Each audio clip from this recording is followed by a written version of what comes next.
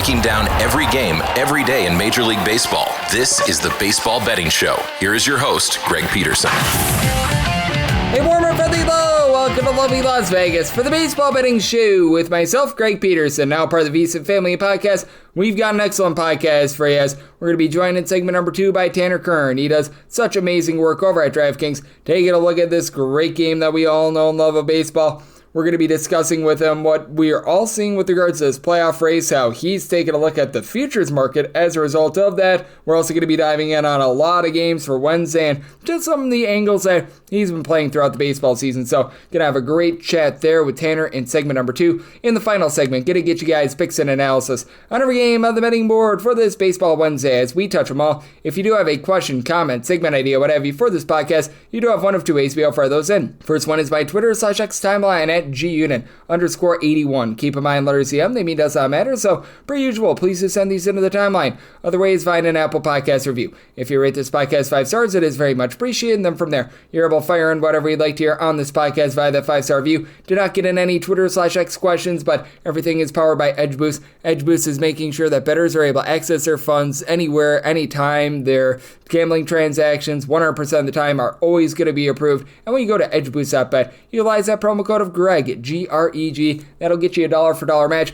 on your first deposit of up to $25. Now, truth be told, I do have to do this before the show catching out. I got called out of the bullpen, so had to record this a little bit in advance. I'm right now doing this right around about 9-10 p.m. Eastern time, so not going to be able to give too much of a recap of the Tuesday games, as a lot of them are in progress, but I'll give you what I all saw with regards to those Tuesday games. And I got called in on Monday as well, so we've got some late games to recap there. So how about if we do so, try to find some trends and try to get to know these teams a little bit better. Games from yesterday is Greg buzzing about. Here is the rowdy recap. You did see the St. Louis Cardinals on Monday completely lambaste the Cubs by a count of 8-2, and Ben Brown, after the start, actually got sent down to the minor league level. He gave up 8 runs over the course of 5 innings with a quartet of home runs. Nolan Gorman is 5th, Brandon Donovan is 5th, Alec Burleson is 9th, Lars Nootbaar is 10th, and Matthew Liberatore was solid. 2 runs allowed over the course of 7 innings. That was an 8-2 win, and currently as I record this, it is 8-5 in the top of the 5th inning, with the Cubs currently threatening. So you've got a lot of runs being put up in this game. Jameson Taillon was allowed to complete 4 full innings despite giving up 8 runs and 3 bombs. Going deep, Nolan Gorman again, the 6th home run of the campaign. Lars Nootbaar again, his 11th home run season. Mason Wynn, his 7th, and you had Michael McGreevy go out there and give up 5 runs in 4 2/3 innings, including a bomb as Seiya Suzuki. Oh, I see you getting home run number 21 of the campaign. Currently doing this as we don't know how the Angels versus Red Sox or the Nationals or versus Padres games for Tuesday played out, but on Monday you did see the Angels be able to get it done by a count of 9-5. You had 8 runs scored in the first inning in this one, by the way, as Walker Buehler continues to be awful. 5 runs allowed over the course of 4 innings, and then Garrett Whitlock gives up 4 runs in 1 2/3 innings. Buehler also allowed a home run to Zach Neto, 12th home run of the campaign, and Jack Kachonowitz wasn't much better. 4 runs allowed over the course of his 5 innings, and then Ryan Seferian gives up a home run to Trevor Story, his 11th home run season. Angels bullpen appears to be improving a little bit, though. Brock Burke, Reed Detmers combined for a scoreless inning, and then Sam Bachman, Kenley Jansen, Hector Neris. They are all able to end a scoreless inning, and for Boston, you did have Luis Guerrero give you 2 innings out of the bullpen scoreless, and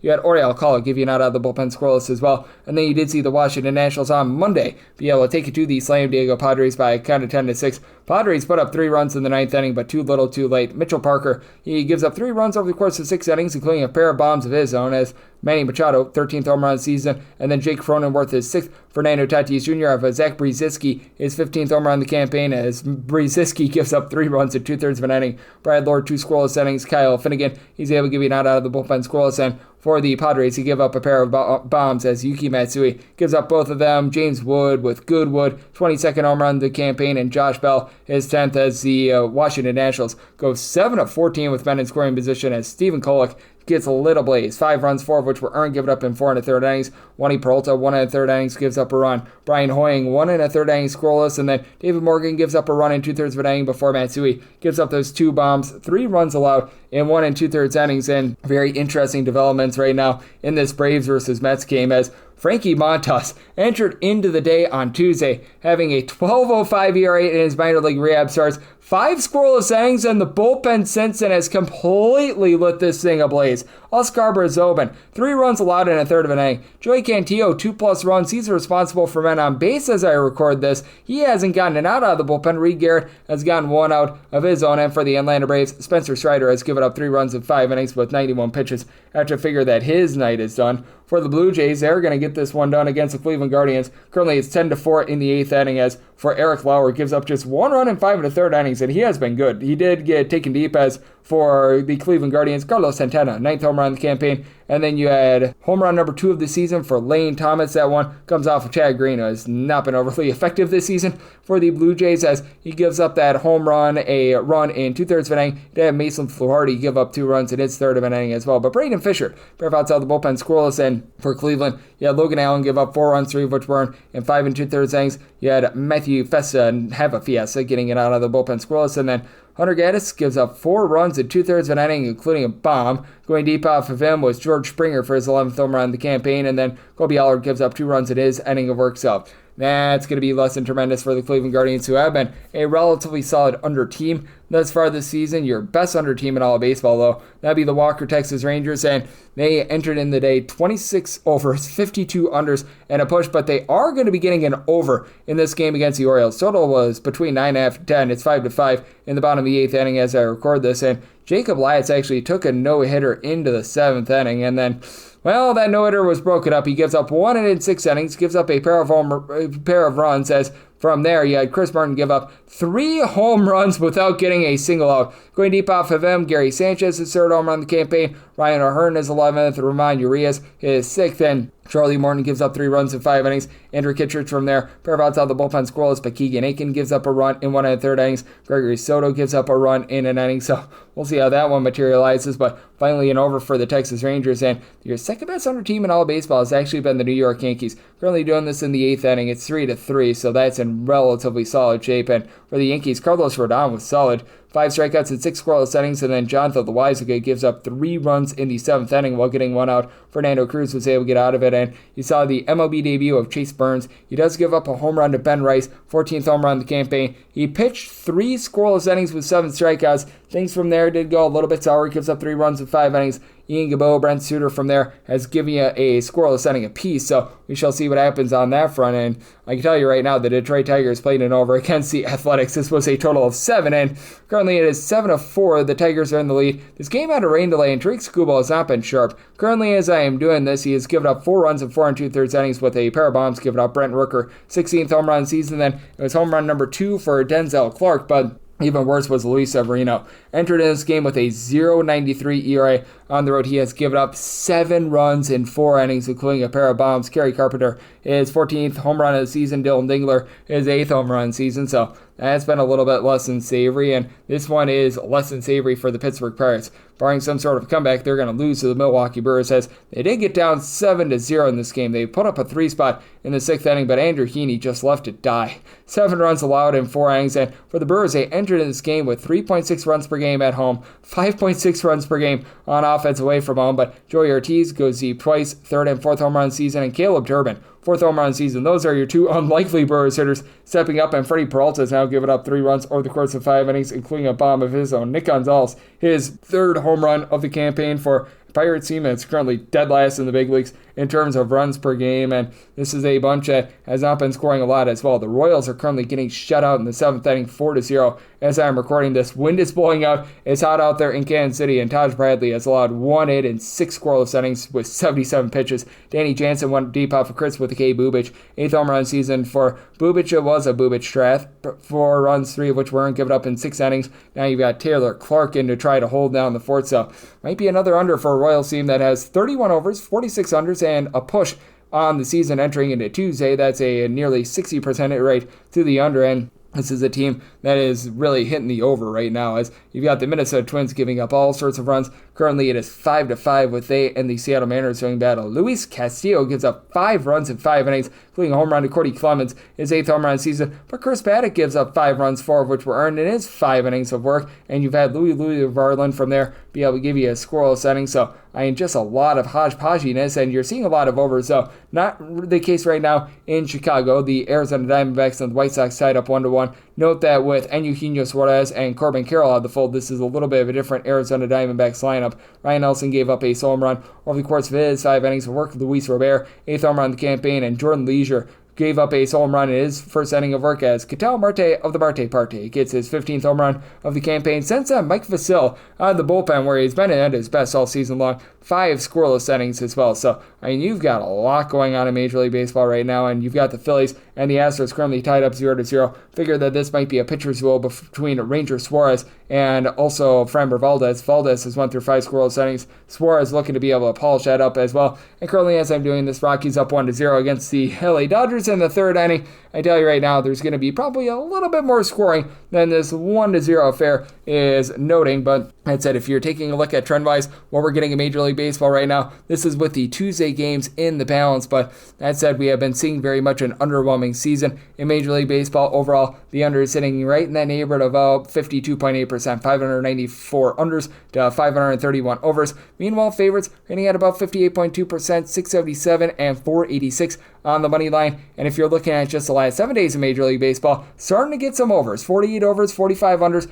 again with those games from Tuesday pending. And if you're looking at the favorites, they've been hitting at the money line 63.2% over the last 7 days, 60 and 35. So that's what we're seeing in baseball right now. That's what we all got on the Tuesday/late Monday card, and we'll polish up some of the games that I'm not able to get to tonight, tomorrow on the podcast. But coming up next, Tanner Kern. He does an amazing job over at DraftKings covering a little bit of everything. He joins me next to preview the Wednesday card and take a look at how he's playing the MLB playoff futures market. That's up next right here on the Baseball Betting Show with myself, Greg Peterson, now a part of the VC Family Podcast.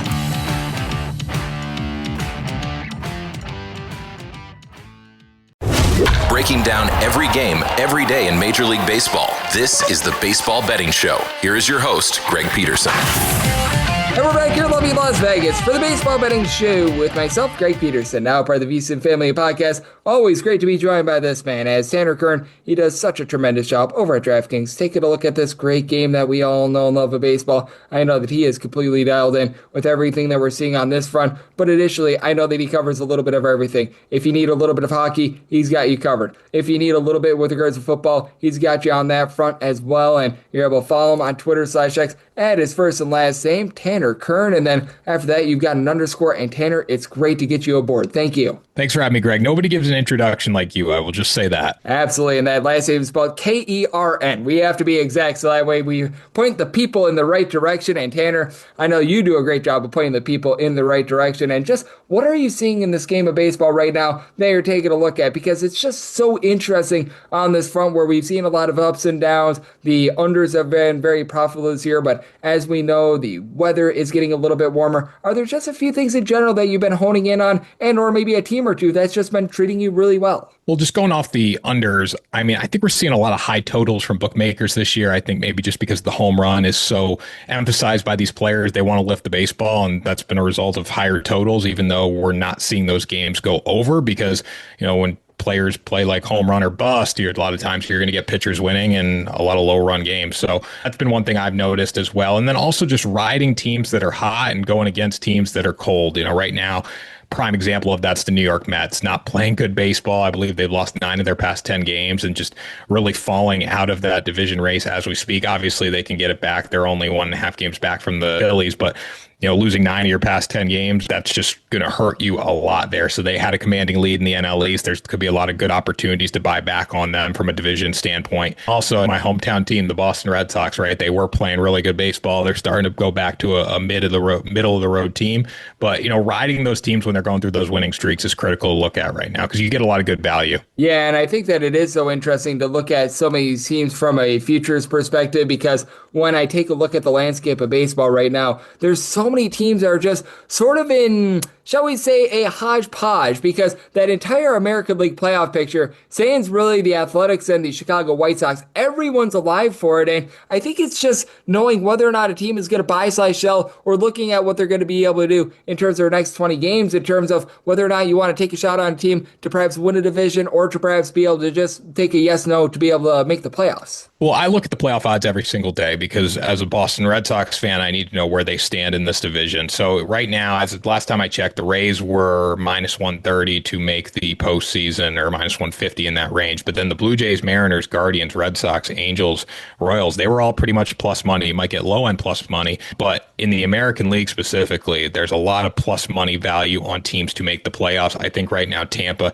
has kind of established themselves as that team, but they're only 2.5 games up on that final wild card spot too, and they are definitely beatable, as we have seen. Same thing with the Toronto Blue Jays. Nobody really expected much from the Rays or the Blue Jays coming into the season. It was teams like the Mariners and potentially the Guardians and the Texas Rangers, right? Even the Baltimore Orioles, who have just fell flat on their face this season, right? So I think there's a lot of good value when it comes to teams making the playoffs, and we're going to see that. So if you believe in a team and you believe in their strategy to buy, I highly recommend betting on those teams to make the playoffs. Like, everything we're hearing out of Boston right now, the Red Sox are going to buy. So that would be a team right now about plus 170, plus 180 to make the playoffs. I would invest in, even though it's hard watching them every night, seeing them make childish errors. Seattle right now, if you're getting plus money on them, that's a team that is going to spend something and buy and look to try to, make a playoff push there as well with the talent they have, especially with how a guy like Cal Raleig's played. You got to put pieces around him, right? So buying those teams that you're getting plus money for and that they are going to spend at the deadline is the way to go. And I think that you say something so interesting there as well with the Blue Jays, the Rays. We were obviously talking about the Boston Red Sox. Do you think that there is a team that might be able to dethrone the New York Yankees in the American League East? Because with the Yankees entering into the day on Tuesday, they had scored 4 runs or fewer in 8 out of their last 10 games. And I know that there's ups and downs in baseball, but I'm just not loving what I'm seeing right now from the New York Yankees. Well, to pivot off your question a little bit, the first thing I would do is go bet the Detroit Tigers to win the American League because they are a more complete team than the New York Yankees. We saw it when Judge was a little cold there while really the whole offense was cold, right? Like they are so based around Aaron Judge. It's crazy. If he doesn't hit, they really struggle. I think Detroit's a more well-rounded team, and I do think they're going to come out of the American League. But looking at the AL East specifically, I don't know if the Rays have it in them. I think they've played really good baseball. They've been good on the road, good at home. Same thing with the Toronto Blue Jays, good at home. Not great on the road, but still finding ways to win. If I had to pick a team right now, it's obviously the Tampa Bay Rays just because their run differential is plus 70, but also got to go back to the Boston Red Sox. And again, I don't want to sound like a fan, but they're 6 games back. They have owned the New York Yankees. It's going to be hard to climb back into this division race, don't get me wrong, but if you add in Alex Bregman and they do buy at the deadline, you can make the case for Boston. So I think Tampa, just because the run differential is so good right now, we know they have the pitching, we know they've been built to compete with these big market teams, and potentially the Boston Red Sox too, if they can climb back into that race and start playing better baseball. Yep, and I think that is going to be an interesting look on so many of those teams. Can one of those teams out there in the Central that you laid out, the Guardians, the Royals, find a little bit of offense? Can the Rangers find any sort of offense as well? Because pitching is there for them, the offense is not. But a man that always has firepower, that would be Tanner Kern. He does such a tremendous job over at DraftKings. He's joining me right here on the Baseball Betting Show. And how about if we do take a look at a game that I think has a lot of intrigue with the Royals taking on the Rays? Right now, the Rays are like minus 120, minus 125 favorites, with it being Drew Rasmussen against Michael Wacha. Total on this game is 8.5, and I recognize that the wind is blowing out a little bit more in Kansas City. The weather is getting a bit warmer, but this just feels like a really high total for a Royals team that they're averaging fewer than 3 runs per game at home this year. They were accused of cheating at home last year. Clearly, they're not doing so this year. If they are, they're doing a terrible job. And for the Tampa Bay Rays, the way that their bullpen is, this just feels like way too high of a total. Yeah, I mean, you're getting plus money to the under right now, too. If you do like the under, I would ride with it. These teams have played 3 times so far this season. 2 of the games have gone way under with the 4-run total and then a 3-run total. The last game they played on May 1st was 10 runs. Again, May is pretty far off, so a lot has changed. But I do agree with you, Greg. I'd be on the under here. Rasmussen's been good, 2.61 ERA, 0.97 whip. And then you look at Michael Wacha, who just continues to deliver at his age, like just locates, and he really throws hitters off balance there. So 3.24 ERA, 1.19 whip for him. Both guys do a decent job of keeping the ball in the yard, which is good to see. Walks can be an issue at times for both guys, which is a little bit of concern, but when they're going well, they're keeping the ball in the yard and they're locating. So would definitely be on the under here as well. And I think that this one is so intriguing because you've got a Toronto Blue Jays team who throws out their Max Scherzer for his first start since March 29th. They are a relative pick'em against the Cleveland Guardians, and the total is 8. And I'm not sure how you take a look at this game, but I just want no part of Max Scherzer because I don't know what we're going to get out of him. He looked relatively solid in his 2 minor league rehab starts, but still, this is a guy that's north of 40 years old. Even when he was pitching for the Texas Rangers last year, he wasn't too reliable. Heck, 2 years ago, he wasn't too reliable as well. And I'm not sure how you just decipher this, but for the Blue Jays, you have to figure that there's going to be a lot of bullpen pitching, and if you get something good out of Scherzer, great, but if not, man, I can't look at this other than taking a look at the Guardians and or the over. It's interesting with Max Scherzer, right? He's made a ton of money in his career. He's finishing out a contract. But when you look at just him in general, you don't know what you're going to get because it's not the Scherzer of the old days, right? Especially now, too. Making his first start of the year, as you said, he looked good in his rehab starts. But it's really hard to go with him just because we don't know what we're going to get, especially now you got to go on the road too, which is a different story here. Gavin Williams, though, has not been outstanding by any means this season, 5-3, but he's got the 3.58 ERA, 1.42 whip, has a severe walk issue, 42 walks in 75 innings. That's almost Walker Buehler status from the past few nights. So I would probably be on the Guardians, 19-15 at home, right? You're getting a even money price, -110 there. When you look at Max Scherzer, it's just really hard to bet on this spot. So I would probably stay away if it was up to me. But, if you want to pick for it, I'd take the Guardians. Yeah, it's just one of those cases where Gavin Williams, to your point, the 5 walks per 9 innings, it's absolutely terrible, but you might not be able to get even 3 innings out of Max Scherzer at this point, so, there's just a big, giant question mark there, and for the Blue Jays, they haven't necessarily slugged the ball of the yard themselves, as Tanner Kern, who does such amazing work over at DraftKings, joining me right here on the Baseball Betting Show, and I have to bring this up because you know me, I'm a man from the great state of Wisconsin. How do you handicap a Brewers team that has one of the strangest home and road splits I've ever seen? They're averaging 3.6 runs per game at home, 5.6 runs per game away from home. I can tell you right now, in terms of ballpark factors, it's a neutral ballpark. It's not pitcher friendly. It's not hitter friendly. If you were looking to design all 30 ballparks the same, you'd probably design it somewhere in the neighborhood of what you get out of American Family Field. But now you've got Jake Mizorowski going against Paul Skeens. Pittsburgh is a very slim favorite, about -120. Such an interesting spot with 2 young gun pitchers that have been so good this far this season, and a Brewers team that has been so inconsistent with their offense. Yeah, I don't think you really have to look at the home or the road splits in this one because when Paul Skeens is on the mound, runs are going to be at a premium. You could play that game on a Little League field. Runs are still going to be at a premium there. So I also have a hard time betting on the Pittsburgh Pirates, knowing 12-27 on the road. Paul Skeens, as great as he's been, he's just 4-6, and a lot of his starts he hasn't even recorded anything because he leaves when it's a 0-0 game. So Mizorowski's been good as well, right? He's putting up massive numbers. If I had to pick something, I'm going to lean on the under in this game, knowing the Pirates' offense has been lackluster and Mizorowski's been good when he's on the mound. I don't expect the Brewers to score a lot here, but for a winner pick, I'll probably take Milwaukee, right? Paul Skeens is 4-6. This game could easily go to the 8th inning when he leaves it, 0-0, 1-1, right? So I think the Milwaukee Brewers would convert in extra innings if we got to that point in the game. But I hate going against Paul Skeens. However, just this year, it hasn't been as scary knowing that the Pirates' offense just cannot hit. And to your point, the Pittsburgh Pirates, 30th out of 30 teams in terms of runs per game, and you've got 3 guys on the roster with north of 4 home runs this year. We are recording this on June 25th, so yeah, that's not been great to say the least. What else has not been great was going into Tuesday, the Twins had lost 9 out of their last 10 games. Right now, they're -130 favorites against the Seattle Mariners, and typically, I'm not a guy that wants to be like, oh, you have to fade the streak, you have to bet the streak, but I just don't like what I'm seeing out of the Twins right now, and to make them a -130 in this spot against Seattle, it's just something that I can't look at until I see something a little bit different out of a Twins team that's really just gone down the toilet bowl over the last few weeks. Yeah, I'm right there with you. It's been interesting to watch the Twins, one of the teams that have kind of fallen apart in the American League, but still not really. 4 games under 500.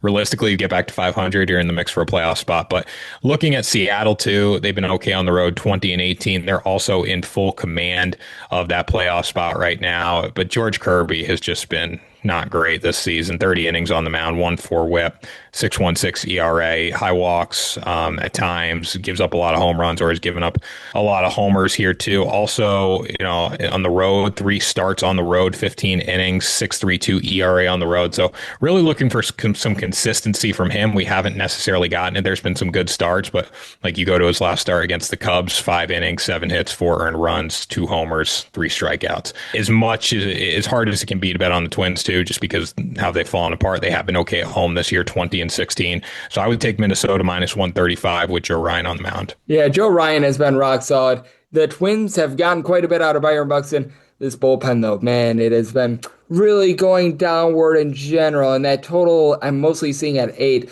I would not be trusting in under there. And Tanner, we've got ourselves a relatively solid card on this Wednesday. We, thank goodness gracious, actually have day games as well. So that makes me very happy. Anything else that you're taking a look at, whether that's going to be a bet that you're going to place, or maybe it's not even just a bet, but you just want to be gauging a team a little bit more because your bit jury's out on them. So we don't have a team total up yet for the Colorado Rockies, but I would probably be leaning under on that, knowing that Yoshinobu Yamamoto is going to be on the mound. Been fantastic this season, 2.7 ERA, whip right around 1. And we might get another half a run elevation on that total for the Rockies just because they are playing at home. So I think it's a good spot to bet the under for the Rockies team total. Another game that I would be looking at here, potentially the San Francisco Giants run line at +105. Again, I hate to do home team run lines, but when Logan Webb's on the mound at home, it's always a good spot for it. 2.49 ERA, 1.12 whip. And then when you look at the Giants offense overall, it has been slightly better than the Miami Marlins. So I would lean towards the San Francisco Giants run line, then also look to that under on the Colorado Rockies team total. Yeah, and with the Colorado Rockies, going up against Yamamoto is tough. I do like that full game over, though, just because with Chase Dollander, who's going to be taking the bump, has to go up against a Dodgers team that is leading the league in terms of runs per game, and Dollander at home is giving up 3.5 home runs per 9 innings with north of a 9 ERA. So the Dodgers might be able to go over 10.5 all by themselves, and all by himself, Tanner is always able to give you great insights and is able to make you a ton of money. You do an absolutely tremendous job over at DraftKings, Tanner, on so many different fronts. So let the good people at home know what's all on tap for you and how people can follow along on social media and other platforms. Yep. So you can find me on the DraftKings Sportsbook social handles pretty much every day. You can also find my podcast, Ride the Line, which is out on Tuesday and Friday, and just search Ride the Line on YouTube to find that. And then my personal socials, either at Tanner Kern _ or at Tanner Kern on Instagram, to find me everywhere else. Tanner does an absolutely tremendous job on the baseball front, the football front, the basketball front. He just always delivers the goods, and every single time he joins me, lends amazing insights. So big thanks to Tanner for joining me on the Baseball Betting Show, now part of the VSiN Family Podcast. And coming up next, it is that time of the podcast. I give you picks and analysis on every game on the betting board for this Baseball Wednesday as we touch them all.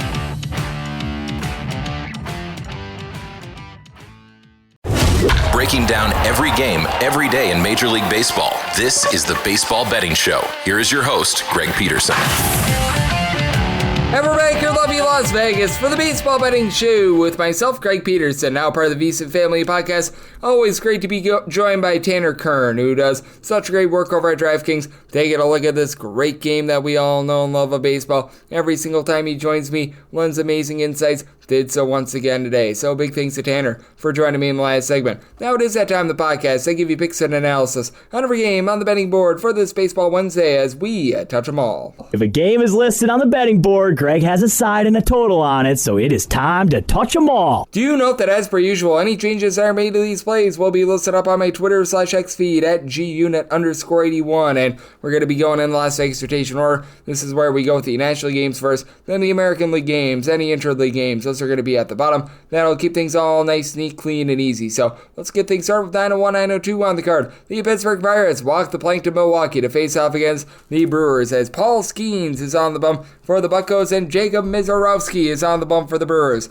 Brewers are anywhere between -102 to +105 underdogs, and between -114 to -120. That number on Pittsburgh with a total of 7. Unders -120 on the over is even, and it takes a lot for me to go under a 7, but I'm going to be willing to do so here. Jacob Jacob Mizorowski looks like the real deal. I know that he's only made 2 starts and has thrown 10 total innings, but this guy at the minor league level was backing it back up with right around about 11.5 strikeouts per 9 innings for AAA Nashville. He has given up 2 runs in 11 innings thus far this season for the Brewers, albeit the walks are a little bit of a concern. He had that at the AAA level. He's given up 5 walks in his first 2 starts, but this guy is really, really dealing. And for Paul Skeens, well, he has been the real deal all throughout his MLB career. You can even go back to LSU with how great he was there. He's giving up less than a half home run per 9 innings, 185 ERA, 249 fielding independent, 9.5 strikeouts, fewer than 2.5 walks per 9 innings. The guy has been absolutely superb. He has given up a combined 3 runs over the course of his last 5 starts.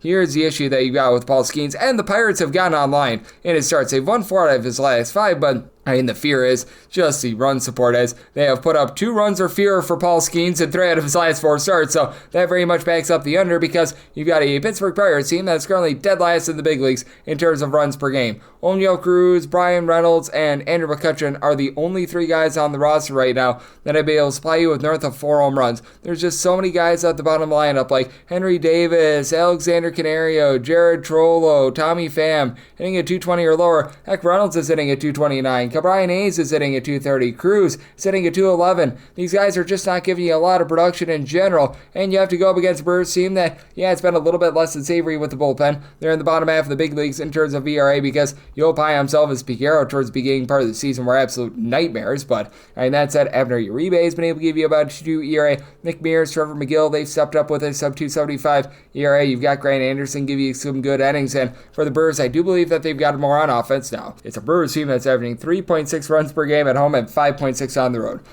Puzzle me that, but you've got a pair of guys in Rhys Hoskins, Jackson Chourio, giving you 12 home runs. Lots of guys that are giving you between about a 340 to a 360 on base as well. Isaac Collins, Bryce Terang, Christian Yelich, Sal Frelick, William Contreras, Hoskins, who I mentioned before. All these guys there, and then with Terang, Yelich, Frelick, and Jackson Chourio, all these 12 stolen bases as far this season. So, this is one of the best base stealing teams you're going to find in all baseball. Caleb Durbin, along with Joey Ortiz, need to give you a little bit more towards the bottom of the full, but this is a Pirates unit that, again, they are inferior with regards to their offense. You do have a bullpen for the Pirates that has been improving. Last 35 days, top 18 with regards to bullpen ERA. David Benhar is starting to look a little bit better as he and Caleb Ferguson, sub 3 ERAs. Isaac Manson has been a bit of a long guy that you can rely upon. He, along with Dennis Santana, sub 225 ERA. So I look at this game and I think that it's going to be a low scoring slug. Somebody tell us 6.9, so like that 7 under. And with the Miz, set him as a minus 101 favorite. I pretty much was just willing to take the underdog in this spot, and the Brewers are that. So we're going to have the Brewers money line to go along with this total under.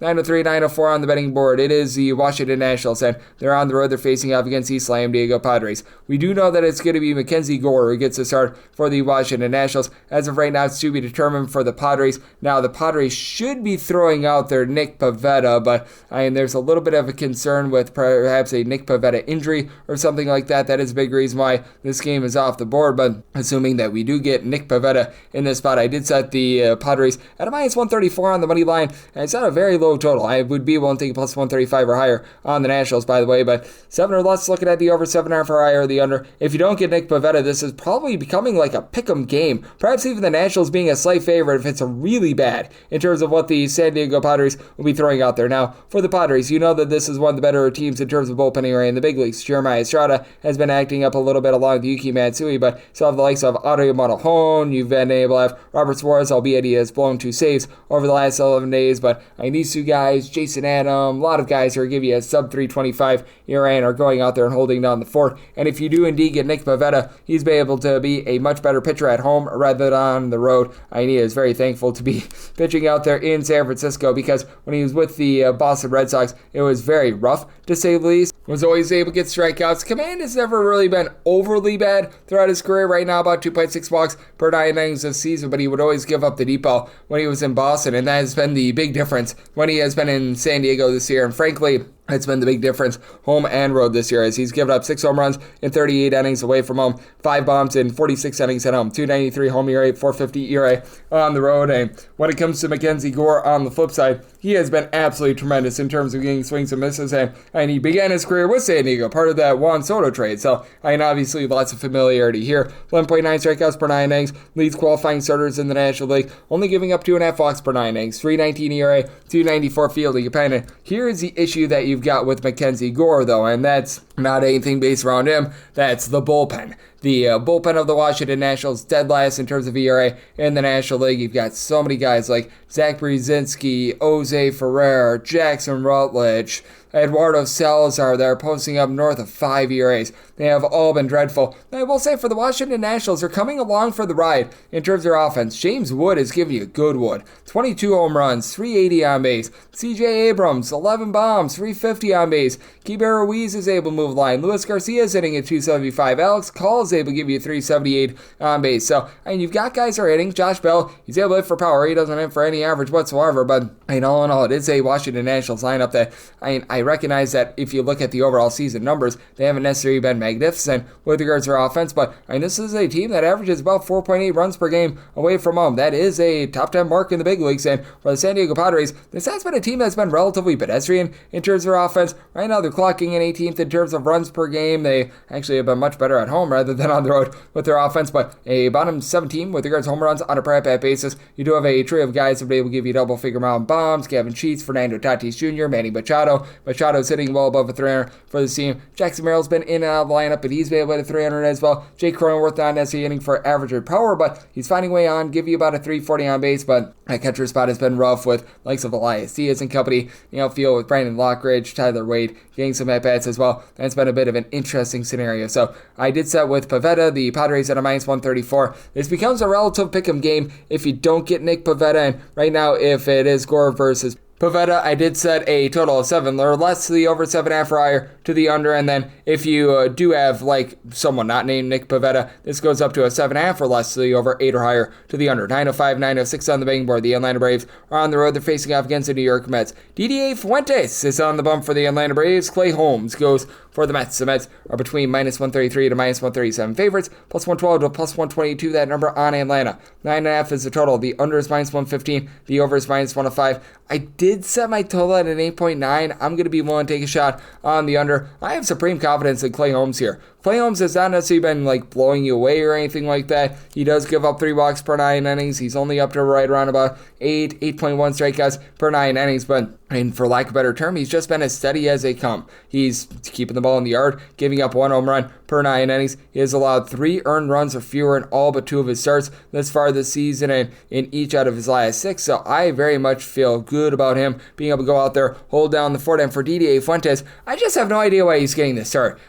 He made 1 career AAA appearance, and they decided, we're going to send Didier Fuentes to the big league level. It's not like this guy was lighting the world on fire at the minor league level, by the way. He had a 4.81 ERA overall for the season. He's got some good swing and miss stuff, but he's 20 years old. They're promoting him too early. In his first start against the Miami Marlins, he gives up 4 runs in 5 innings against one of the worst offenses in all baseball. Now you have to go up against the New York Mets, albeit the New York Mets playing a little bit more of a pitcher-friendly ballpark, but for the Mets, you've got a quartet of different guys that will be able to give you at least 15 home runs this far this season. Juan Soto is really starting to find it. He's been able to give you nearly a 385 on base. You've got Pete Alonso giving you 18 bombs at a 380 on base. Francisco Lindor has been able to give you 16 home runs fighting through injury. Brandon Nimmo's sitting above a 250 now. Jeff McNeil, 8 bombs at 150 at bats. You could use a little bit more of the likes of Brett Beatty and company towards the bottom of the full, but all in all, this is a rock solid lineup, and for the Mets, they've got the clear bullpen advantage. They're currently number 5 in the big leagues in terms of bullpen ERA. The likes of Reed Garrett, Edwin Diaz have been able to give you a sub 250 ERA, shorter guys, and then Jose Buto along with Oscar Berzobin, who can give you a little bit more length or give you a sub 275 ERA as well. And for the Atlanta Braves, right around about league average in terms of their bullpen ERA. We've seen a few guys poop the bed. You've got a guy in Aaron Bummer who's been a little bit up and down, posting up about a 340 or so with regards to that ERA. Desbel Hernandez being on the injury list has really set this team back because Rossiel Iglesias has been terrible as the team's closer closer, though, you're getting good production out of Dylan Lee. Lee has been able to give you a sub-2 ERA. You've been able to get some good and okay production out of Pierce Johnson, right around about a 3.40 ERA out of him as well. But Daniel De Los Santos starting to regress a little bit as well. And for Fuentes, I just don't know what sort of length he's going to be able to give you. I did set my total at 8.9. I do feel like this total is a little bit too high, especially with the way that the Mets have been doing their part with regards to their bullpen. And for the Atlanta Braves, this is a better team than what the overall season metrics look like in terms of their offense, because you've got Ronald Acuna Jr., 9 home runs hit in the first month of the season. Like, right now, you look at the Braves, they're 22nd in terms of runs per game. Marcell Ozuna still give you a 375 on base. Matt Olson has now been able to give you 15 plus home runs. Austin Riley's sitting at 270 with a double figure amount of bombs as well. But even with that, you do have a nice pitcher's environment out there in New York. So I did set my line at an 8.9. I like the under. And for the Mets, willing to lay up to a minus 159 on this money line. 907, 908 on the betting board. It is the Chicago Cubs on the road against the St. Louis Cardinals. Says for the Cubs, it is Matthew Boyd who gets to start for them. This should be Eric Fetty Wap going for the St. Louis Cardinals, but this is a game that is presently off the board, so we shall see what happens here. But I've got my handicap. If you do get Eric Fetty, who I thought we were going to get him yesterday as well, I did set the St. Louis Cardinals on the money line at a plus 119. I'd be willing to go up to a minus 118 with the Cubs plus 120 or higher. We'll be looking at the Cardinals, and I did set a total at an 8.9. So 8.5 or less, I'd be looking at the over, 9 or higher to the under. And well, if you don't get Fetty, it's probably going to be even worse for this bunch in the St. Louis Cardinals, where the bullpen has been a little bit touch and go. And for this bullpen of the St. Louis Cardinals, it's been all about the fact that your closer in Ryan Helsley has been so shaky, blowing 5 saves this season. That's been a little bit less than tremendous. But I mean, the likes of Phil Matone, Jojo Romero giving you a sub-3.5 ERA, that's been relatively encouraging. John King has been a little bit all over the place this season, and I mean, it's looking like it very much should be Eric Fetty, and he's getting fewer than 6 strikeouts per 9 innings. He's done a good job of inducing soft contact for Mr. Fetty Wap. Right now, he's given up 0.6 home runs per 9 innings, but man, you just need to get a little bit more swing and miss there, and I'm just not feeling overly bullish about him. Even though he's given up 300 runs or fewer in each of his last 4 starts, it feels like it's been a little bit smoke and mirrors. And on the flip side, you've got a guy that has been very good at Matthew Boyd thus far this season. For Matthew Boyd, his big kryptonite when he's with the Detroit Tigers for so long was him jacking up his pitch count, giving up too many walks. Well, he's worked on that. 1.1 home runs and 2.2 walks allowed per 9 innings. Swing of his stuff is down a little bit this year. 8.3 strikeouts per 9 innings. He's at an advantage of age, but has now given up a combined 6 earned runs over the course of his last 5 starts, really coming into his own, and he's backed up by a Cubs lineup that is number 2 in the National League in terms of runs per game. So many guys are just smoking the ball out of the yard right now, as you've been able to get that out of Pete Crow Armstrong along Seiya Suzuki, both being able to give you 20 plus home runs this season. Then Kyle Tucker moves the line, 15 bombs, 390 on base. Dansby Swanson, Michael Busch, Ian Happ, all between 11 and 14 home runs this season, with Busch a 365 on base. Carson Kelly's giving you a 360 on base. Nico Horner's hitting at 280. So, I mean, these are guys that are hitting home runs, but they're not hitting solo shots because the guys are getting on base for them as well. And this has been a Cubs bullpen that since May 1st has been number 1 in the National League in terms of bullpen ERA. It's been with a lot of unlikely guys. Chris Flexen, Drew Pomeranz, Brad Keller, Daniel Palencia. All these guys are giving you a sub-225 ERA. So I think that there's going to be a little bit of regression. Yeah, I do, but I mean, these guys have been pretty rock solid. I do think that the Cubs are able to jump aboard a Cardinals team that, I mean, they are a top 10 team with regards to runs per game, but for the Cardinals, you don't necessarily have a lot of power on this team. You don't have anyone that's worth of 10 home runs. Wilson Contreras, Nolan Arenado are there, but I mean, those guys aren't the same as they once were. Alec Burleson has been able to do a good job of getting on base along Brandon Donovan. Both of these guys hitting about a 307, but I mean, with Burleson, his 9 home runs,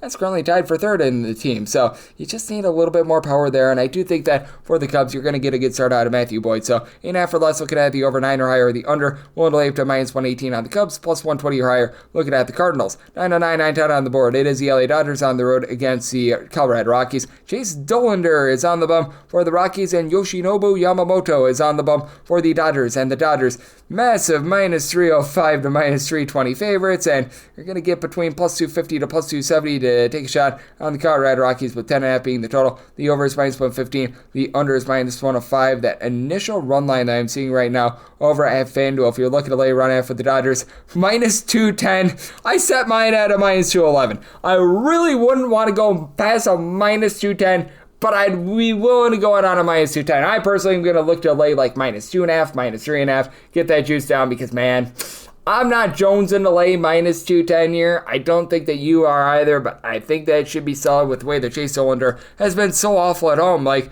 overall for the season, Mr. Dollander is posting up an ERA that's right around about a 6.17. He's giving up north of 2.2 home runs per 9 innings, but I mean, it is all the worse when he is at home. How about a nice hearty 9.58 ERA with 8 home runs allowed in 20 and 2/3 innings at home this far this season, while Yoshinobu Yamamoto, he has allowed at least 3 runs in 3 out of his last 4 starts. So I do think that 10.5 total, it is a little bit too low. I set my total at 11.2, especially with the fact that the LA Dodgers have been relatively league average with regards to their bullpen. They're getting back Michael Kopech and Kirby Yates off the injured list, but Tanner Scott has been rocking north of the 3.5 ERA. Alex Vesia, Jack Dreyer have been pretty solid with a sub-3.25 ERA of their own, but it's been mix and match for this team. They're looking to Lou Trevino for some innings, but we know this about the Dodgers. Number 1 team in terms of runs per game, averaging about 5.6 runs per contest. Now you put them in a bandbox and you put them at elevation, and yeah, that's going to be, I'll help them out quite a bit. Shohei Ohtani, 26 bombs, 390 on base. Max Muncy is now up to a 370 on base with a double-figure amount of bombs. Andy Paz, Teoscar Hernandez, a combined 30 home runs as far this season. Mookie Betts hasn't necessarily been at his best this season, but I think that he's going to turn around. Freddie Freeman north of 390 on base. Will Smith north of 400 on base. I mean, it's just a rock-solid lineup, and for the Colorado Rockies, obviously, this is a bunch that they hit much better at home rather than on the road. Still have not necessarily been the most amazing offense when they've been at home this far this season. They are only averaging in that neighborhood about 4.1, 4.2 runs per contest, so they've actually been league average to slightly below average with regards to this offense, but as the summer months go along, that ball should be flying a little bit more out there in Coors Field, and that Hunter Goodman be really good for the team overall for the season. 14 home runs. Ryan McMahon always has some of the most interesting home and road splits they're going to find, hitting a 222 overall for the season, but I mean, this guy is hitting more than 50 points higher when he's at home this far this season, so I mean, that's been massive for the team. Jordan Beck at home has been able to give you about a 300 average. At home, you've had Mickey Moniak be able to slam 6 home runs, and Ryan McMahon in games at Coors Field, 8 bombs this far this season as well. For the Colorado Rockies, it is a bullpen that honestly hasn't been the world's worst. You've got a few guys that have come in and have been able to hold down the fort for a sub-4 ERA. You've been able to get that out of Juan Mejia, who's got a now 4.01 ERA, but close enough. He, Victor Vodnik, Jimmy Herget, Jake Bird, they've all been relatively solid. We've seen Zach Ognos and a few other guys fall down the toilet bowl, but I mean, you're getting a little bit of production there, but I do think that Dollander gets absolutely crushed by a good Dodgers lineup. I'd be willing to go up to 210 on that run line, and I'm in on the over, so my total 11.2. 9-11, 9-12 on the betting board.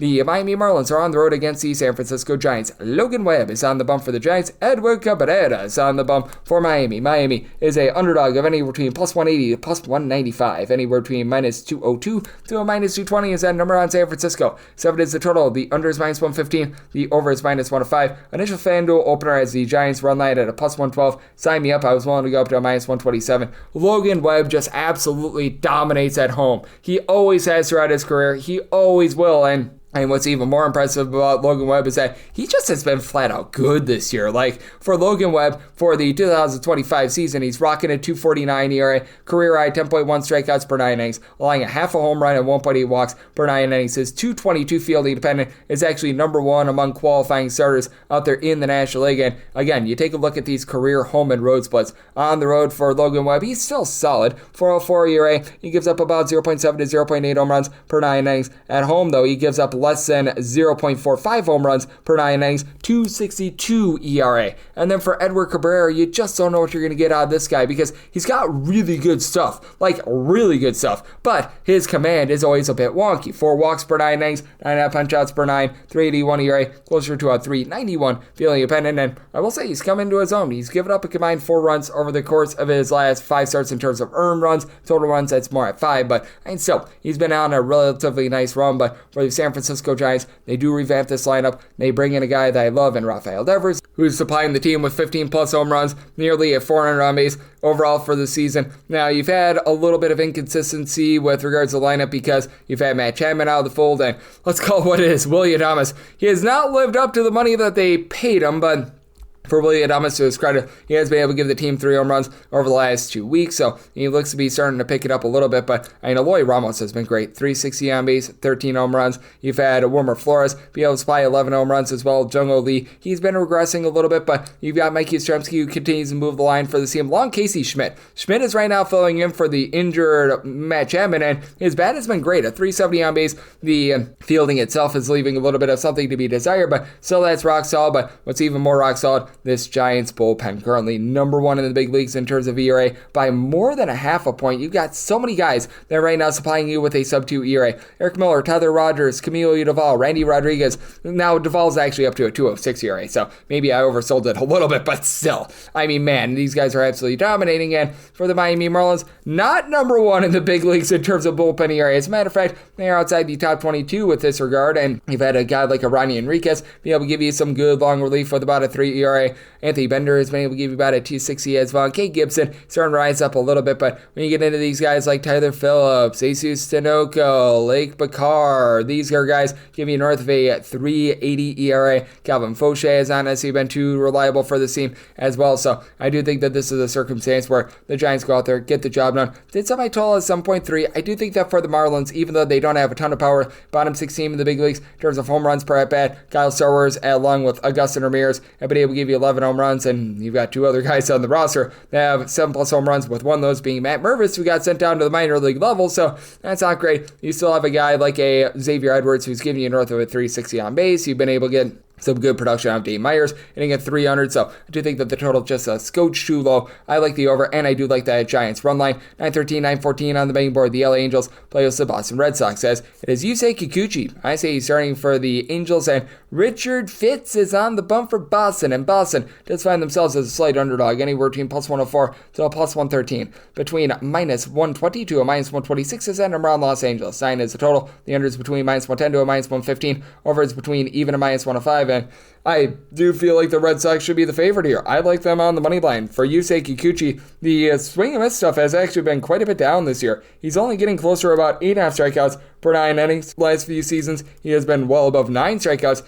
per 9 innings, and the walks have really creeped up. 4.3 walks per 9 innings, actually leads all American League starters in terms of walks allowed in total, so that's a bit of a concern for Kikuchi, to his credit, giving up 1.1 home runs per 9 innings, but 420 fielding dependent compared to a 3.01 ERA, and now you have to face off against a Boston Red Sox lineup that, yes, the overall power numbers are going to be down. When you lose a guy like Rafael Devers, that's a little bit rough, but you still have plenty of guys that are able to find a way to move the line, get on base, as you've been able to get that out of the likes of Rob Snyder, Rami Gonzalez, Abraham Toro. These are mix and match guys that are hitting north of 285 for the team. Carlos Cervantes at the catcher spot has been able to give you a 350 on base. You've got Jaron Duran, who's been iffy all season long, but Wilder Abreu is wild out, 325 on base. He's been able to give you 13 home runs. Trevor Story is looking a little bit less useless with 11 home runs. Still been a bad season for him, but I mean, even with Marcelo Meyer, even though he's hitting for no average, he's been able to give you a little bit of power. And for this Boston Red Sox team, they have the far better bullpen in this case. They are a top 10 team with regards to their bullpen ERA. At the very least, they were coming into the series prior to that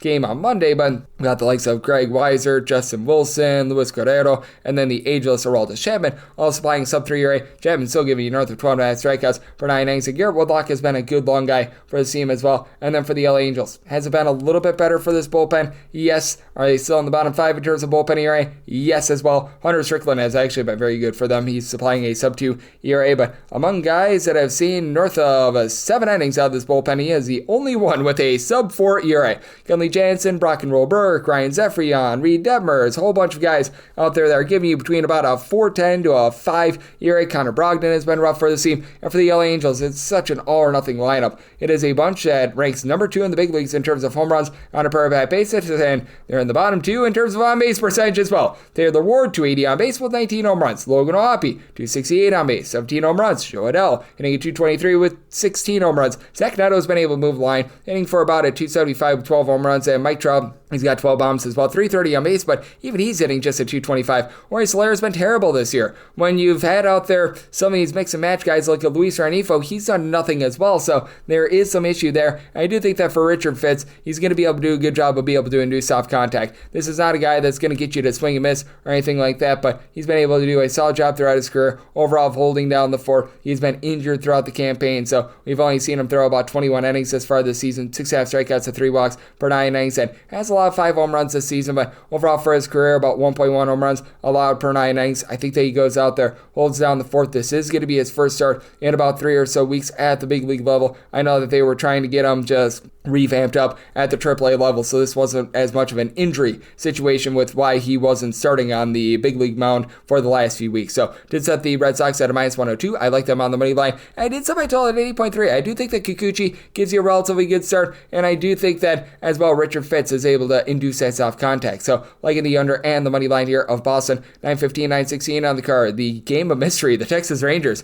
are on the road against the Baltimore Orioles. Undecided is on the bump for the Orioles. Undecided is on the bump for the Texas Rangers. So this is a game that is currently off the board. Now this should be Jacob deGrom against Tomoyuki Sugano, and if you do get this with the Texas Rangers, I set them at a minus 163 on the money line. Pretty much any plus number would give me there on the run line as well. I would need at least plus 164 to take a shot on the Orioles and set a total to where a 7 or less. I'm looking at the over, 7.5 or higher to the under. This is a Texas Rangers team that just simply can't hit right now. They're in the bottom 5 of the big leagues in terms of runs per game. It has been all sorts of brutal for them all season long. And even when it feels like they're starting to get these guys healthy, none of them are producing. Josh Smith has made a move line. He's hitting for about a 280 for the season, but then got Adolis Garcia, Marcus Semien, Jake Berger, the currently injured Jock Peterson, all at 233 or lowest. Worse, a 303 on base, or worse as well. Corey Seager has been a shell of himself this far this season. I mean, since coming off the injury list, he's hitting below the middle line of a 200. Wyatt Langford has been able to give you 13 home runs. You've had Jake Berger be able to supply 10, and other than Adolis Garcia's 9 home runs, nobody else is hitting for more than 7. So, I mean, this team is just all sorts of broken with regards to their offense, but the bullpen has been solid as well. This has been a top 10 team in terms of their bullpen ERA, along with Jacob deGrom, who's given up 2 runs or fewer in each out of his last 11 starts. The deGrom strikeout numbers are a little bit down, as he's only been able to give you in that neighborhood about 9 strikeouts per 9 innings, but keeps the walks down, 1.8 walks allowed per 9 innings, 0.9 home runs allowed per 9. But then you got guys like a Robert Garcia, along with Homie Milner, Chris Martin, who've all been able to give you a sub 325 ERA. Cole Winn has been able to give you some good appearances as well. Sean Armstrong has come along for the ride as well. Now I will say you did have Jacob Latz as a good long guy who they're now needing to trot out there as a starter, but all in all, I do like the state of this bullpen. And then for the Baltimore Orioles, this has been a very shaky bullpen. Currently in the bottom 8 in the big leagues in terms of their bullpen ERAs. You've been able to get good production on Felix Bautista when you're able to get to him. He's able to give you a sub 3 ERA. Brian Baker, Keegan Aiken, these two guys also a sub 3 ERA. But Gregory Soto, even though he's been looking a little bit better recently, I have no faith in him whatsoever. I have no faith in Sir Anthony Dominguez whatsoever. Andrew Kittredge north of a 470 ERA. Matt Bowman has been all sorts of inconsistent as well. And for this Baltimore Orioles lineup, it has been one that has gotten a few additions back into there. Jordan Westberg is a little bit banged up once again, but I mean, just the fact that he's off the injured list is good. You've been able to get some good production out of Colton Cowser when he's been out there as well. 6 home runs in his first 76 at-bats, albeit hitting for no average whatsoever. But I mean, Gunnar Anderson, Jackson Holliday, these are two guys in north of 265. They've been able to give you 8 and 9 home runs apiece. Cedric Mullins right now leading the way with 12 home runs is a bit of concern because he's only hitting at 220. Ryan O'Hearn has been doing a nice job, move the line, 385 on base, 10 home runs. But I mean, this is a Orioles team that they themselves are in the bottom 10 overall in terms of runs per game. They are looking a little bit better right now, but still have some concern there. And I think that deGrom goes out there, shuts them down. And for Sugano, who's going to be getting the start in all likelihood for the Orioles, if it's not him, it's going to be a massive downgrade there as well. But for Sugano, he's right now posting up 3.55 ERA. Just doesn't get any swings and misses though. I mean, 5.4 strikeouts and 1.8 walks per 9 innings. And he does allow some hard contact. 1.5 home runs allowed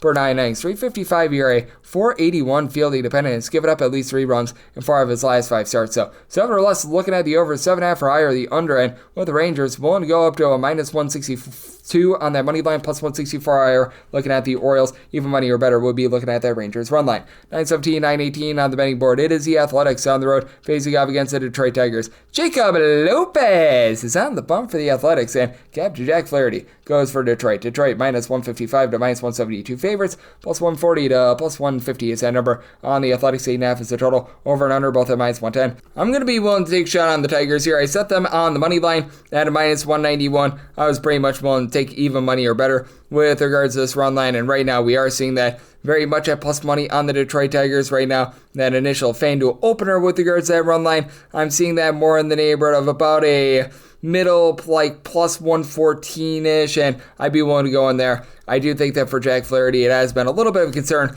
as to the amount of hard contact that he's given up, but I do think that he's going to be able to hone in a little bit more here against an Athletics lineup that they do have Brent Rooker, Tyler Soderstrom, combined 29 home runs thus far this season, both give you north of 330 on base, and Jacob Olsen continuing to hit north of a 350. He has been a marvel. He's starting to draw a few more walks, and for Flaherty, it is a concern that he's given up a combined 15 runs over his last few starts. That's been a little bit less than tremendous, but still getting about 10.5 strikeouts per 9 innings, 483 ERA, closer to a 449 fielding dependent. Maybe I'm just a little bit naive here, but I do think that he's going to round into form. And Jacob Lopez has been able to do a relatively solid job as well in terms of his swing and miss stuff.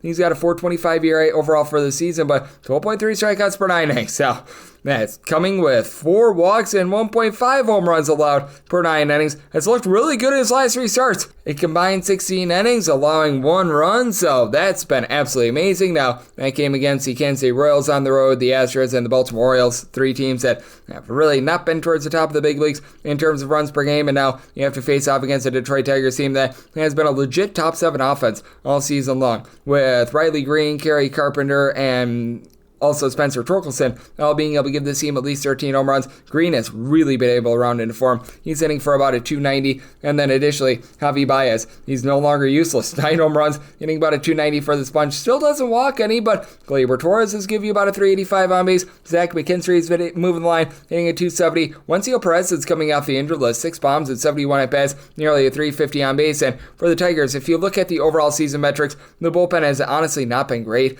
It's a team that is 15th in the big leagues in terms of bullpen area, but it seems still has that bullpen madness sort of theory, and the top guys are so very good. As you've got the likes of Chase Lee, Brian Herter, Will Vest, Tommy Kahnle, all being able to give this team a sub 275 ERA. You've been able to get some good innings as well out of Brendan Hennefy from time to time this season as well, and for the A's, dead last in the big leagues in terms of bullpen area. Like, this is just absolutely brutal. You've got one guy that is currently seeing innings out of this bullpen that has seen north of 8 appearances that currently has an ERA that is below a 4.25, and that would be Hogan Harris. So that's a bit of an issue. Likes of Grant Holman, TJ McFarland, when you've been looking to him, Tyler Ferguson, that's Waldo Beto in a long roll. These guys have all been awful. I do think that for Flaherty, he's going to give up a few runs to the A's, but I do think that Jacob Lopez is doing for some regression. I think that the Tigers slug their way to victory in this one. They get into that bad bullpen. It's set my total at an 8.8. I like the over, and I do like the Tigers at plus money on the run line. 919, 920 on the betting board. The Toronto Blue Jays hit the road to face off against the Cleveland Guardians. Max Scherzer makes his return to the bump for the Blue Jays, and Gavin Williams is on the bump for Cleveland. 8 is the total. Over is minus 115. The under is minus 105. For Cleveland, they're anywhere between minus 110 to even money, anywhere between minus 110 to minus 115. That number on Toronto, and I felt like the Cleveland Guardians should be a minus 143 favorite. I like them on the money line. For Max Scherzer, he's only thrown a few innings thus far this season. Now, he didn't look too bad in his minor league rehab outings, but I mean, even with that, what can we expect out of Max Scherzer in this very much advanced age for him? He's 40 years old. In a few weeks, he's going to be 41 years old. And I mean, the guy threw 3 innings thus far this season. Even when he was out there on the mound last season, you could tell that he was starting to age out a little bit more. And if you take a look at the 2 rehab appearances he had for Buffalo, again, he was able to get some strikeouts there, but will that be translating up to the big league level? That's a massive question mark, and we know what we've got in Gavin Williams. Now, what we have in Gavin Williams is not necessarily great. I'm not going to call it anything that it is not. 358 ERA, but fielding dependent is quite a bit higher than that because he is giving up 5 walks per 9 innings. Subscribed 9.3 punch-outs per 9 innings. He's been allowing about 1.2 home runs per 9, so he's been, I should say, probably about a league average pitcher, and he's backed up by a bullpen that is starting to be a little bit better than league average. It was a rough start to the season for this Cleveland Guardians team, especially with Manuel Clase and what he's been doing, but you've got Kate Smith, Hunter Gaddis, who have been able to give you a sub 250 ERA. Tim Aaron has been a little bit shaky for this team, but It does feel like they're starting to find a little bit of something, with Jacob Junis giving you a few better innings. Joey Cantillo, he's been in and out of the lineup. He's been a little bit banged up, but it does feel like the bullpen is starting to find its way. And for the Blue Jays, to their credit, this has been a top 12 team with regards to their own bullpen ERA. Mason Fluharty has been a little bit of an issue for them, and Yimi Garcia hitting the injured list, that was less than tremendous. And you do have these guys like the former Cleveland Guardian Nick Sandlin, Uriel Rodriguez, Braden Fisher, who have been able to give you a sub-3 ERA. Paxton Schultz has been a relatively okay long guy as well, but big trepidation with this Blue Jays team and the way that they just have hit on the road this season, and they're a bottom 7 team in the big leagues in terms of home runs on a per at-bat basis. You've got Bo Bichette, Vlager, Jr., George Springer, all between 10 and 11 home runs, with Springer about a 350 on base, Vlager Jr. a 380 on base, and Bo Bichette not a great on base, but it's hitting for about a 280, and then Alejandro Kirk hits a 300. Ernie Clement hits a 300 as well. Nathan Lukes, when he's been out there, he's out with a little bit of a concussion. He's been able to move the line as well, but you just expect a little bit more from this Blue Jays lineup that has been really bad on the road thus far this season. Right now, 3.4 runs per game on the road, second worst in the American League. Though the Cleveland Guardians, they have been averaging about 3.7 runs per game at home. That's a bottom 6 mark in the big leagues, and it's been a very top-heavy Cleveland Guardians team, as you've got Jose Ramirez, who's able to give you 12-plus home runs. He's hitting well above a 300. You've got Stephen Kwan hitting above a 300. Carlos Santana has been able to give you about a 330 or so with regards to his on base, but then we just have the cavalcade of different guys that are currently hitting below a 220 for this team. Nolan Jones, Kyle Manzardo, Will Wilson, Bo Naylor. Like, you had that out of David Fry, who's been in and out of the lineup. Lane Thomas, who's been in and out of the lineup. It got so bad for John Kenzie Noel and Brian Rocchio, they got sent down to the minor league level, saying whenever Austin Hedges is at the catcher spot, you know that you're getting nothing out of him whatsoever. So it's a very interesting spot. I do think that with Scherzer, it's just a case where there's going to be so much rust and he's not going to be himself that the Guardians are able to jump on him. I set my total at 8.8. I like the over, and I do like the money line here of Cleveland. I set mine at a minus 143. 921, 922 on the betting board. It is the Kansas City Royals playing OC Tampa Bay Rays. Drew Rasmussen is on the bump for the Rays, and Michael Wacha, and if he has a bad start, it becomes a dying back man voice. Michael Wacha, Wacha, Wacha, Wacha, Wacha. Goes for the Royals, and the Royals do find themselves as a underdog here of anywhere between a plus 104 to a plus 112. Meanwhile, minus 120 to minus 126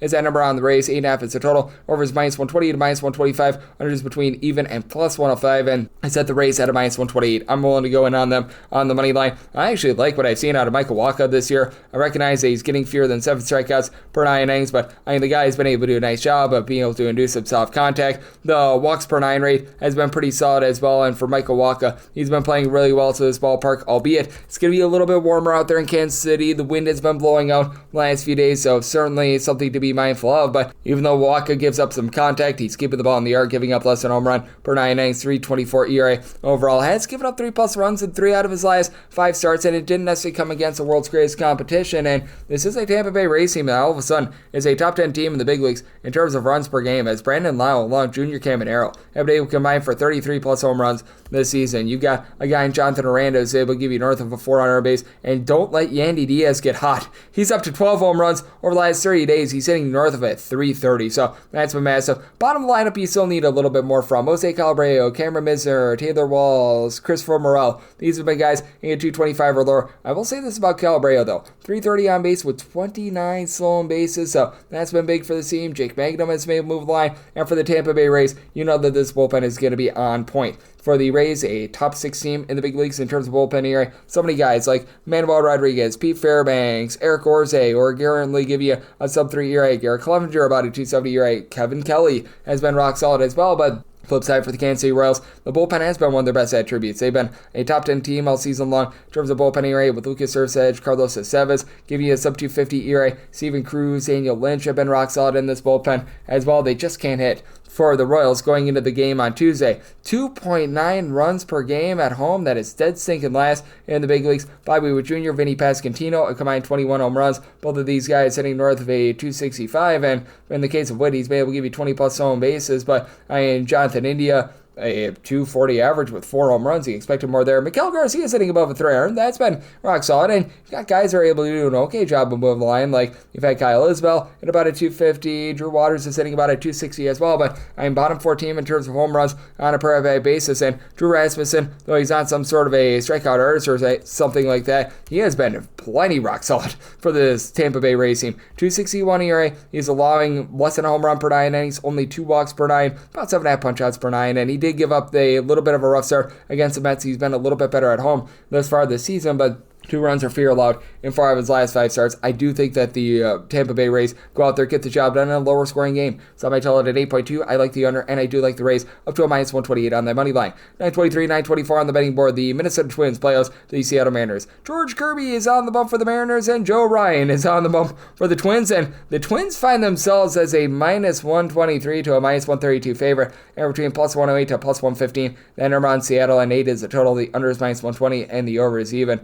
I'm not one that utilizes recent form overly much, but I think that needs to be pointed out that going into Tuesday, Twins had lost 9 out of their last 10 games. I just have not been bullish on the team all season long. For Joe Ryan, he's plenty rock solid. He's been posting up an ERA that is hovering right around 3. He, for his career, gives up about 1.3 home runs per 9 innings at home, closer to about 1.6 away from home. So he's been pretty solid at being able to not allow a lot of hard contact, and he's getting 10 strikeouts and 2 walks per 9 innings this season. So, I mean, Joe Ryan has been plenty presentable. For George Kirby, though, it does feel like he's all of a sudden coming into form. As first few starts of the season coming off the injured list, you could tell that he was not right. He's looked a lot better recently, giving up 2 runs or fewer in 3 out of his last 4 starts. Did have it taken to him a little bit against the Chicago Cubs in his last start. Keep in mind, wind was blowing way out in like 100 billion degree temperatures. I'm very willing to forgive that. And for George Kirby, so good with regards to his command. 2.3 walks per 9 innings is actually really high for him, but I do feel like he's starting to round into form, and I do think that for the Seattle Mariners, they're going to back him up with a better bullpen. As for the Minnesota Twins, the top guys have been very good for them. Danny Kalum, Yohan Duran, Louis Varland, give me a sub 3.25 ERA, but I mean, these guys like Griffin Jackson company have really been acting up recently for the Twins. About a month or so ago, they were one of the best bullpens in all of baseball in terms of ERA. Now 22nd with a 4.44 ERA, and for Seattle, they're about 12th with a 3.65. You've got Andres Munoz, Matt Brash, Gabe Spire, all being able to give you a sub 3 ERA, and there's this guy by the name of Cal Raleigh who entered into yesterday on pace for 68 home runs this season, north of 30 bombs. It's just absolutely remarkable what we're seeing out of him, north of 380 on base. But it's not just him. J.P. Crawford has been able to give you north of a 4 on base. You've got a pair of guys in Julio Rodriguez along with Ore Polanco hitting above at 250, both being able to give you double-figure amount of bombs. Ronnie Tellez is hitting for no power or no average whatsoever, but he's hitting for power with a double-figure amount of bombs. And then on the flip side for the Twins, Byron Buxton's been great. 17 home runs, 350 on base. Trevor Larnach, Ty France, Carlos Correa hitting about a 258 to a 266. None of these 3 guys above a 330 on base, so Ryan Jefferson's been able to give you more of that 350 on base. Willie Castro is moving the line, but outside of Byron Buxton, nobody else on the roster other than Trevor Larnach is giving you north of 7 home runs. That's been a little bit of an issue for you, and with the Minnesota Twins and their lack of bullpen pitching, I think that that's going to be costly. Did somebody sell it at 8.2? I like the way that George Kirby is running into form, and Joe Ryan always gives you a presentable start, but have that issue with the bullpen, so I do like the over. And for the Seattle Mariners, I'm going to be willing to take them on the money line. I felt like they should be the favorite of minus 107. 925, 926 on the betting board. The Arizona Diamondbacks hit the road they're facing off against the Chicago White Sox. Sean Burke is on the bump for the Southsiders. Zach Gallen looks to fill it up for Arizona. Arizona a minus 131 to a minus 137 favorite, plus 112 to a plus 122. That number on the White Sox. 8.5 is the total. Over is minus 120, and the under is even, and I'm going to be willing to take a shot on the over. So I might tell it at 8.8. For Zach Gallen, he has been lost in the wilderness thus far this season as his ERA has went above 5. I'm still wondering if there's residual effects of that 2023 season where he threw a trillion innings because he just doesn't look like himself. 8.4 strikeouts of 4 walks per 9 innings, 1.7 home runs allowed per 9 innings. He has given up at least 3 runs in each out of his last 5 starts. The good news is he goes up against a Chicago White Sox team that's currently in the bottom 4 in the big leagues in terms of runs per game. You've got Miguel Vargas, who's been able to supply the team with 10 home runs, but boy, oh boy, you've got so many guys like Josh Rojas, Josh Palacios, along with Baldwin, throw in there Luis Robert, Michael A. Taylor, hitting at 220 or lower. And for Robert, he's got the stolen bases, but hitting below the Bills line of 200, it's been outrageous. And then on the flip side, for Sean Burke, he's given you 2 runs or fewer in 4 of his last 5 starts, 489 fielding dependent though, as he's giving up 1.3 home runs, 4.1 walks, per 9 innings, not necessarily a strikeout artist, going against an Arizona Diamondbacks team that they do rank in the top 5 of the big leagues in terms of runs per game. Now, and Eugenio Suarez being a little bit banged up, that certainly hurts his team, as he's right now leading the way with 25 home runs, but you saw plenty of boppers even without having Eugenio Suarez, as you've got Corbin Carroll giving 20 plus home runs, 340 on base. Josh Naylor is hitting at 300. You've got Lourdes Gurriel now hitting above at 255. Geraldo Perdomo north of 350 on base. Pavin Smith, Ketel Marte, both north of 385 on base. And for Marte, 14 bombs and 190 at-bats and north of 4 on base. Now, for the Arizona Diamondbacks, bullpen has been absolutely brutal for this team, as they are in the bottom 6 in the big leagues in terms of bullpen ERA. You've had Jalen Beeks, along Shelby Miller, come in there, be able to supply you with a sub-3 ERA, but outside of that, you've got the likes of Vaughn Murillo, Justin Martinez, Ryan Thompson, a whole bunch of guys supplying north of 4 ERA. They've experimented with the likes of Scott McGough, Anthony DeScalfani. These guys have not panned out for them. And for the Chicago White Sox, it's not like it's been a whole lot better with this bullpen either. The opener in Jordan Leisure has been able to give you a sub-450 ERA, so that's a little bit of encouragement for this team. And you had Mike Vasil doing a really good job as a long guy, but now he's being transitioned into being a starter for the team, so that's a little bit of an issue for you. Tyler Gilbert has actually given you a sub-335 ERA, so a little bit of credit where it is due there, but likes of a Wolfman Gonzalez, Owen White, Cam Boucher, who's right now dealing with injury, guys like this posting up well north of a 4 ERA,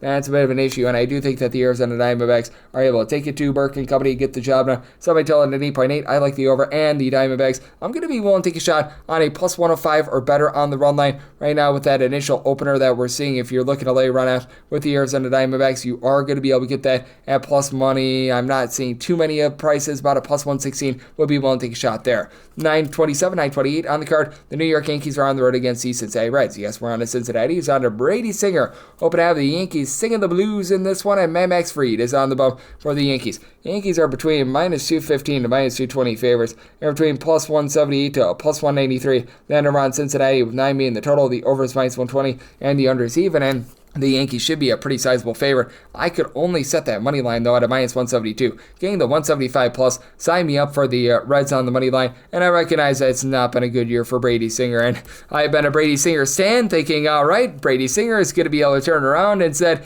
yeah, it's me singing the blues, but you know what, a 4.13 ERA, 4.20 fielding dependent, he's allowing 1 home run per 9 innings, and he's been better of late. 2 runs fewer allowed in 4 of his last 5 starts, so we're starting to see perhaps that positivity come through. And for Max Fried, he has been absolutely remarkable for this New York Yankees team. A 2.05 ERA. Fielding dependent is a bit higher because he doesn't necessarily get a ton of strikeouts with 8.6 strikeouts per 9 innings, but 1.8 walks, 0.6 home runs allowed per 9 innings. He's allowed more than 3 runs in just 1 start this far this season, so he has been as steady as they come. But for the New York Yankees, what has been steady has been the offensive decline for the team. 4 runs or fewer scored in all but 2 out of their last 10 games entering into Tuesday. And for the Yankees, you saw Aaron Judge obviously doing amazing things. As for Mr. Judge, north of a 460 on base with 28 home runs, you know what you're going to be able to get there. They've been able to get Giancarlo Stanton back in the fold. That's been helping them out quite a bit. But even though Austin Walls and Anthony Volpe combined for 20 home runs, these guys hitting less than a 235 have been an issue.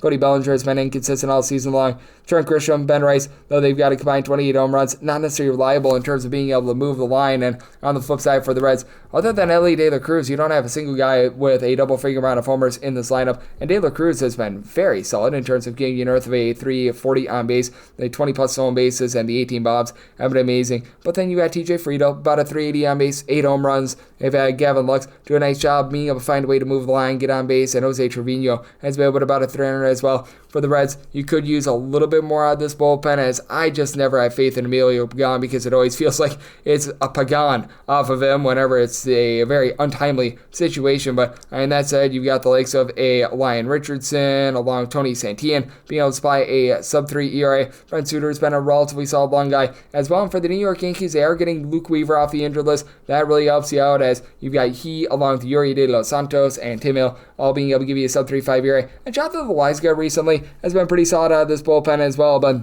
I do think that for Singer, just being a little bit undervalued here. Max Fried should be the favorite, rightfully so, but this number has went a little bit too far, so I might tell it at 8.6. At the 9+, I'm in on the under to go along with their Reds money line, and we wrap things up with 929, 930 on the betting board. The Houston Astros are playing against the Philadelphia Phillies, as Zach Whelan and Dylan Wheeler is on the bump for the Phils, and you've got Colton Gordon on the bump for Houston. Houston is an underdog of between plus 134 to plus 140, and minus 155 to minus 160 is that number on the Phillies. 7.5 being the total. The over and the under anywhere between minus 105 to a minus 115. And if you're looking to lay 1.5 with the Philadelphia Phillies right now, again, you're seeing that FanDuel opener out there. That is in the neighborhood of about plus 112, and I would be willing to take a shot there for the Phillies. I was willing to take pretty much anything of a plus 108 or higher for Zach Wheeler. He has just been so dominant all season long. Recognize that he's had a few starts where things have been a little bit less than savory. He had that one start against the Atlanta Braves a few weeks ago where things just sort of unraveled on him, but still 261 ERA, feeling pen of a 271,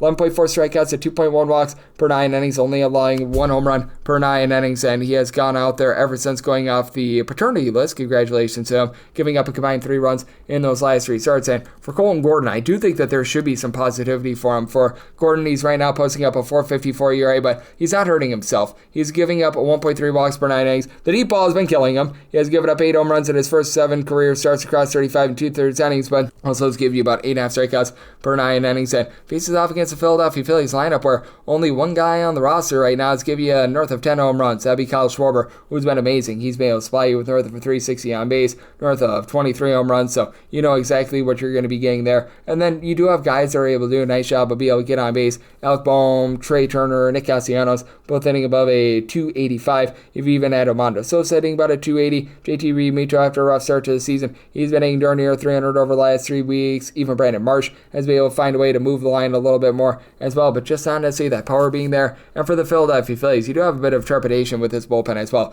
Currently a bottom 10 team with regards to bullpen ERA. Orion Kirkering has been very good in this bullpen with a sub 250 ERA.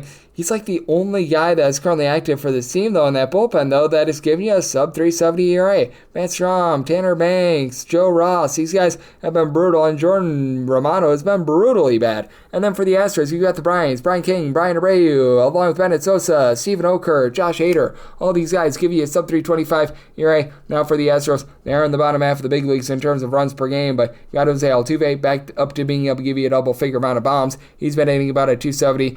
Jeremy Pena has been absolutely tremendous in terms of what he's been able to provide. 325 average, 11 home runs, Isaac Paredes, 16 bombs with this ballpark very much being suited to him. And all of a sudden you've got guys moving the line, getting on base a bit more. Mauricio Dubon, Cam Smith, at least a 250 batting average out of those 2 guys. But Yanier Diaz, along with Christian Walker, both supplying less than a 285 on base. A little bit less than savory there. I do think that Zach Wheeler goes out there, gives you a very good start. But I do think that this total is set a little bit too low as well. So I might total at 7.9. I do like the over, but with the Phillies, even money or better, looking at that run line. And that'll wrap things up for the Wednesday edition of the Baseball Betting Show, now part of the VSiN family of podcasts. If you do like hearing from this fine podcast, Baseball Betting Show, you're able to subscribe wherever your podcasts, Apple Podcasts, Google Play, Spotify, Stitcher, and TuneIn. If you have a question, comment, segment idea, what have you for this podcast, you do have one of 2 ways we are farther than. First one is my Twitter /timeline at @GUnit_81. Keep in mind, letters CM, leave me does not matter, so as per usual, please send these into the timeline. Other ways, find an Apple Podcast review. If you rate this podcast 5 stars, that is very much appreciated. From there, you're able to fire and whatever you'd like to hear on this podcast, fire that 5-star review, and I'm coming at you guys every single day throughout the baseball season, so I'll be back with you once again tomorrow. Thank you.